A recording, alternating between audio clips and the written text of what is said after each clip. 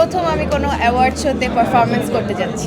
কম কাজ করছি, তবে সামনে আমার একটা ওয়েব সিরিজ আসছে মির্জা, ওটার জন্য আমি অনেক এক্সাইটেড।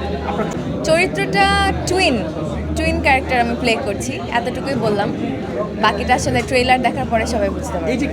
না তেমন কোনো কিছু না, আসলে অনেক কাজ করেছি, এখন মনে হয় একটু বেছে বেছে কোয়ালিটিফুল কাজ করা উচিত। সো চেষ্টা করছি একটু বেছে কাজ করার। সেটা তো আমি বলতে পারছি না, যখন ব্যাটে বলে মিলবে, ভালো গল্প ভালো চরিত্র পাবো, তখন দেখতে পাবো। কেমন গল্প বা কেমন চরিত্র চাচ্ছেন আপনি? এটা তো আসলে আগের থেকে আমি বলে দিতে পারবো না যে এমন চরিত্র আমি করতে চাই।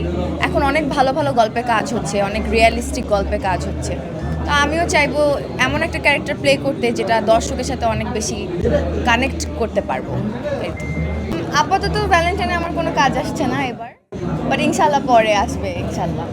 আমি কখনো অ্যাওয়ার্ড শোতে পারফর্ম করিনি, so this is the first time. I am really excited, এবং আপনারা সবাই দেখবেন এবং ফিডব্যাক দেবেন। আমি বাসায় আমার ফ্যামিলির সাথে থাকতে পছন্দ করি বেশি, সবাই মিলে কিছু না, জাস্ট ডিনার করা হয় বা লাঞ্চ করা হয় একসাথে, এই তো। Ups and downs and overwhelming আমি বলবো, আর ভালো খারাপ মিলিয়ে গেছে সবার জন্যই, তাই I believe.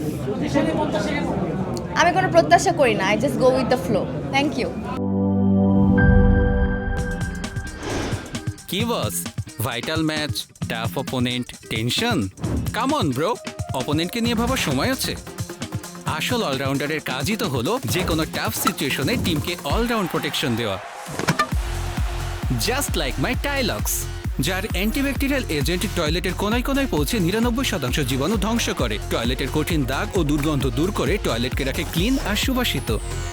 টাইলক্স toilet cleaner, clean মানেই টাইলক্স।